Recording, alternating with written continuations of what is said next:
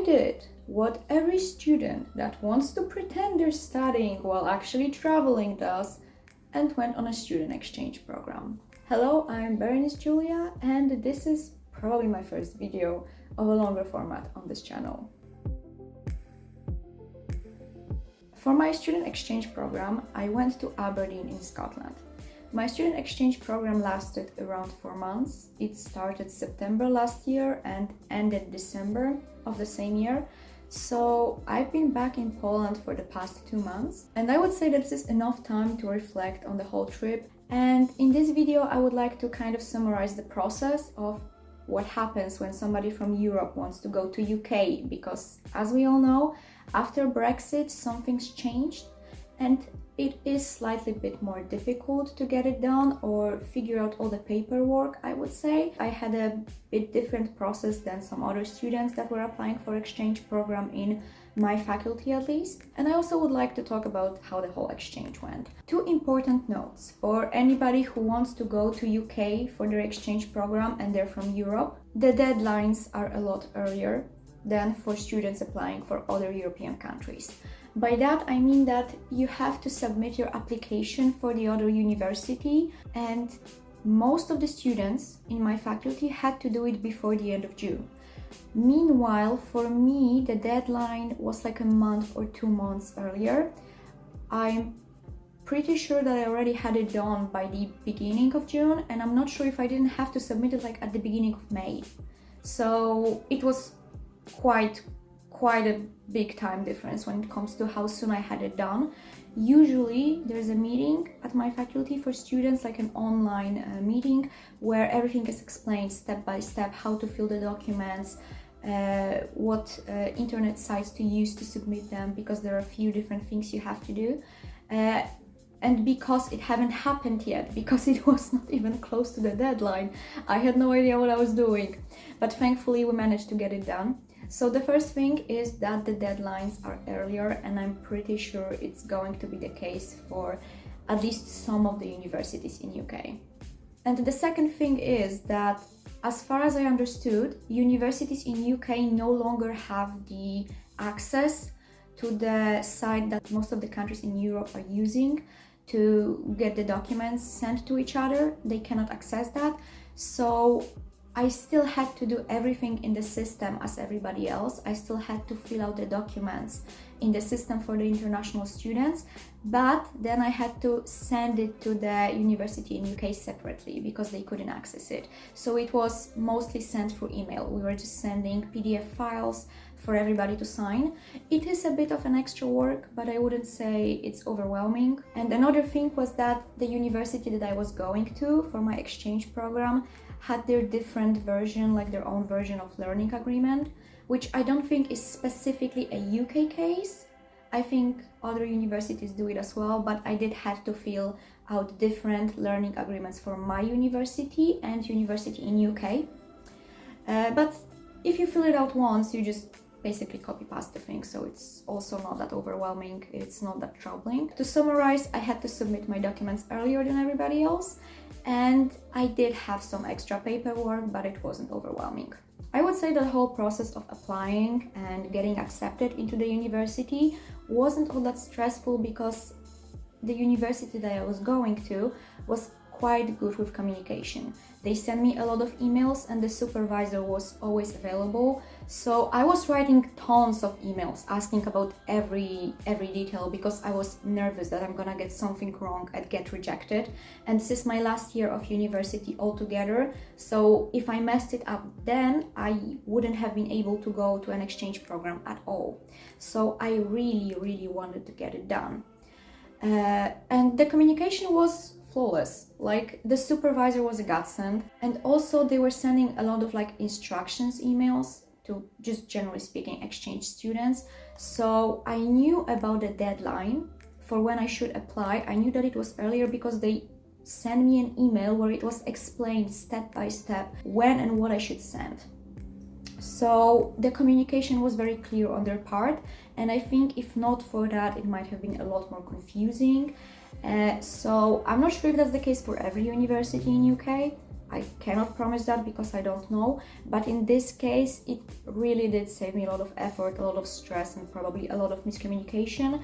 So thanks to that, it was a lot easier. Now to the exchange program itself. Like I said, it started in September, which once again is quite early for me because in Poland our university semester, our university academical year starts in October. So basically I was leaving a month earlier, and also in Poland our first semester ends in the middle of February, something like that. I'm just starting my second semester, so the first one ended like a week ago. And in UK the first semester finished in December basically, then they had the winter break and started the second semester by the end of January. So first of all, the semesters have different time frames, and second of all, as you can probably already tell, semesters in UK were shorter. The university that I was at had 10 weeks of classes, and then there was 1 week of break in the middle. After 5 weeks we had 1 week of no classes and then another 5 weeks. And then there was the exam period and winter break. In Poland we do not have winter break. We just go straight to the next semester.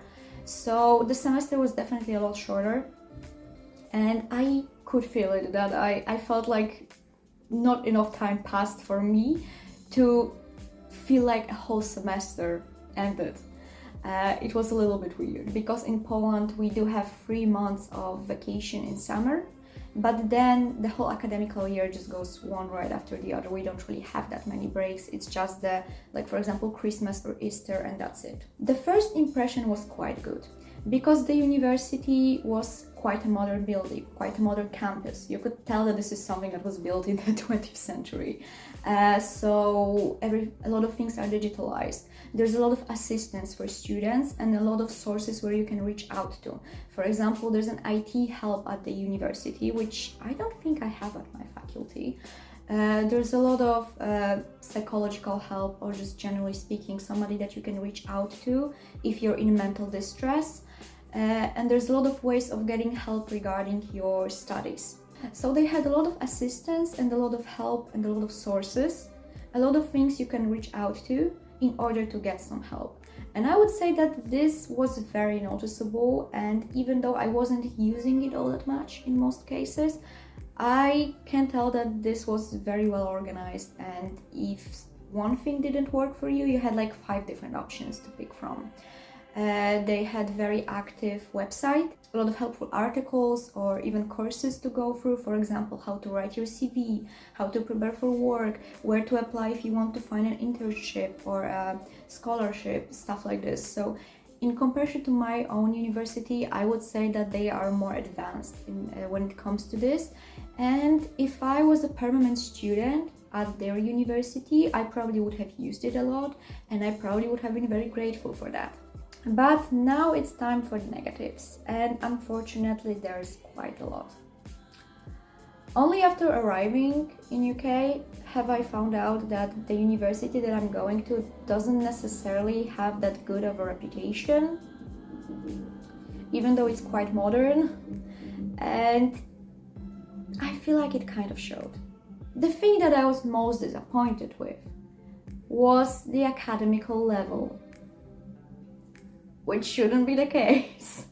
There are 2 things that could have influenced that. First of all, this is my 5th year of psychology studies. This is the year that I'm graduating with my master. So at this point, I basically know most of the things that there are to be known while you're a psychology student. And because the university in UK only offered to join courses for 2nd or 3rd years, and I chose 2nd year because 3rd year has statistics, and I hate that.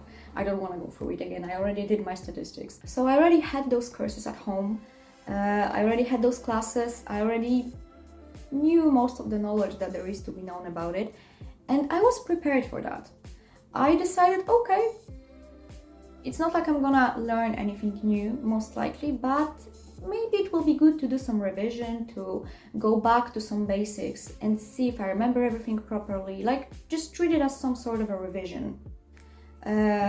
But when I actually started taking the classes, it turned out that the level was a lot below the standard that I was used to at my home university. And I was actually a bit shocked because I understand that this was second year. So it's basically just the beginning, right? There were some classes that I had at university in UK that I also used to have at my home university. And the comparison of how much knowledge I learned at my home university compared to what I was learning at UK was striking. Because at my home university, we actually managed to cover like a lot of knowledge, a lot of articles, a lot of information from books, from publications. It was like a very solid basis, a lot of information is packed into one.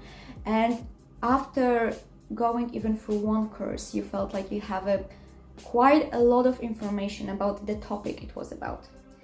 In UK, on the other hand, it felt like it only scratched the surface. For example, we had one class about like psychology and groups that are being discriminated in research. And in Poland, we had that class in our first year, and we covered like the discrimination, we covered the weird group, we covered, for example, the fact that women are as not represented. We also covered cultural differences. To summarize it, we covered a lot of basics of what to look out for when you're reading about psychological research, because you have to take into account that psychological research is being mostly done in first world countries, in certain cultures, by certain people, and because of that, it's not necessarily always that objective. But in UK, we went over 4 articles, and that was it. 4 articles, each of them about a different topic. So one of them was about racism, the other one was about the weird group, the other one was about women, and the other one was about people who have different political beliefs, and that was it. So I would say that compared to how in-depth we went about it in Poland, maybe not in-depth, but it covered a lot more information than the course in UK did. Another thing is that in UK they didn't necessarily offer psychology, but it was social sciences, because I think they're only choosing if they're actually pursuing psychology or sociology later on, like after the 3rd year or something like that. So it wasn't specifically psychology, so maybe I shouldn't be as picky. But still, if we're considering the fact that some of those people are gonna finish the 3 years of social sciences and then go to psychology, and this is the basis they're starting with, I just don't think it's sufficient, if I'm being honest with you. And if that's what all the other semesters look like, I don't think the knowledge is gonna be sufficient at all. Because they had like one course, that was maybe 2, that were specifically about psychology. And if you have like 2 of them each semester, maybe 3 if you're going crazy. If you decide to pursue psychology after this for the last year and then masters, you just don't have enough basics.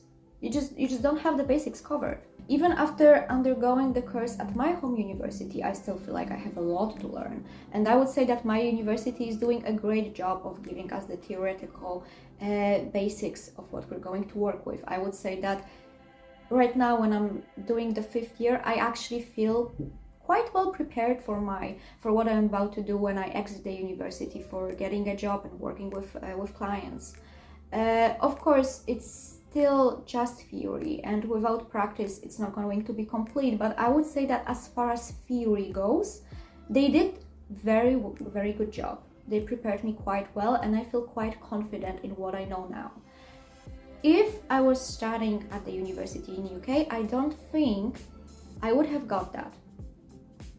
Another thing is, and I'm not sure if it's a common thing in UK or not, it's definitely not in Poland, lecturers were on rotation. Like I mentioned, we had 4 courses, and then we had a few lecturers, and I think there were like main ones assigned to each course, so they were like the supervisor of the course, but they would do few lectures here, few lectures here. So basically most of the time we had, for example, 2 or 3 lectures with one lecturer, then another 2 with another one, another 2 with another one, and some of them managed to like have a class in every single course we had that semester.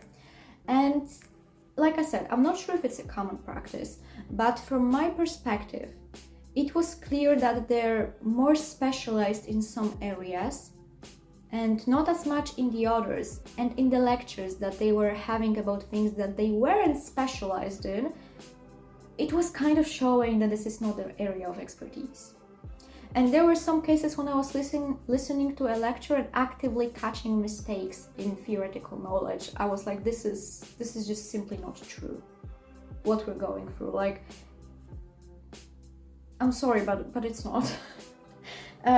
So I was kind of frustrated at some point that I'm sitting there and learning things that are not even true from somebody who's just doing the rotation quota.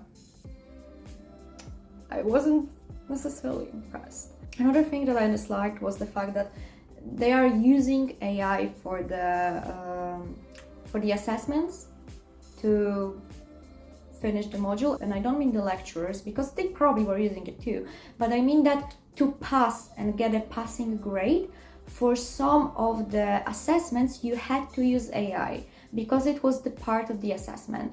For example, we had to generate a prompt in ChatGPT or Copilot, I don't remember, and use the prompt to write our essay. And I understand that with how the world is developing, it's probably a useful skill. But personally, I'm strongly against AI in basically any form that there is.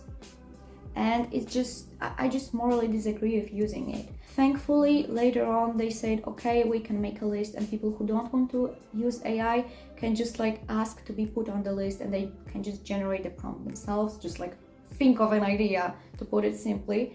And so I decided for that. And I also feel like actually the prompt was just getting in the way of writing the essay right, because when I was looking at, for example, one of my colleagues that was writing based on the prompt, later on she had problems finding articles that would support the topic that was picked from Copilot. Meanwhile, when I just chose the topic myself, when I already had some knowledge, because it was about history of psychology. So if you go through the book, read a few chapters, then you can kind of pick a topic that would be suitable, that there are some articles about, that there's some information about, and that fits the questions that we had in the assessment brief, because we had to answer one of the questions. So the prompt had to fit the question.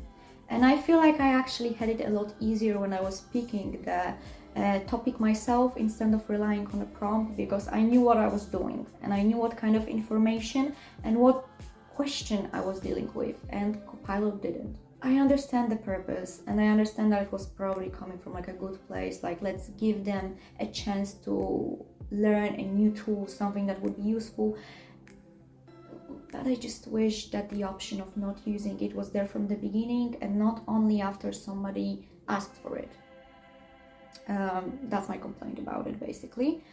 And another thing that I also disliked, and many people probably are going to disagree, I don't think the assessments were good, because we only have one written exam and the rest of it was essays, presentations, some video, and that's all fun, but I wouldn't say it necessarily checks your knowledge all that well. And I hate writing exams as much as the next person, but it does force me to learn all the information that was there in the course. It does force me to just sit and learn and study and study and study. And at the end of the day, I suffered through it, but I learned and I actually have the knowledge. Meanwhile, if you're doing a presentation on one topic out of, for example, 5 or 4 or 6 that you had in the course, you're only gonna learn that one part of it. You probably are not going to remember the rest of it a few weeks from now on. It's just less efficient, in my opinion. So I would say that compared to what I usually remember after a finished semester at my university and UK university, I feel like I remember a lot less. And that's considering the situation that I think there was a lot less to learn to begin with. So I was quite disappointed with the academical level, if I'm being honest. And if I was studying there permanently, I don't think it would have prepared me for being a psychologist. However, at the end of the day, I really enjoyed my stay in Scotland. And I know that Aberdeen is considered the most depressing city in UK, or just in Scotland. But the country itself was very beautiful. I went on a few road trips. I went to Edinburgh twice, and I loved it. Just looking through the window of a bus was an experience. So I definitely would like to go back. And even though I was quite irritated with the university, the stay itself really made me fall in love with Scotland, a beautiful country, especially the nature.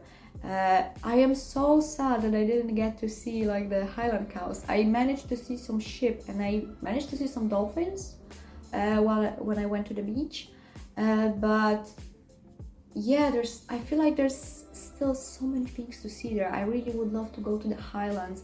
Generally speaking, I enjoyed experiencing what it is to live in a different country. I had great flatmates. I really enjoyed staying with those people. They probably made my whole stay, like they literally made the whole experience.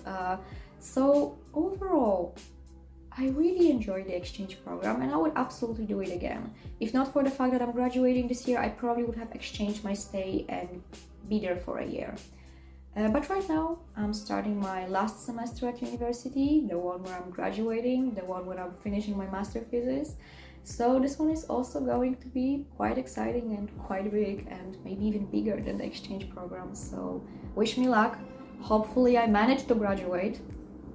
Holding fingers crossed, fingers crossed. So let me know if you plan to go to an exchange program or already went, what was your experience? And if you went to the UK, let me know how you liked it, if it was similar to mine or completely different, if it was just this one university that was like this. And thank you and have a good day.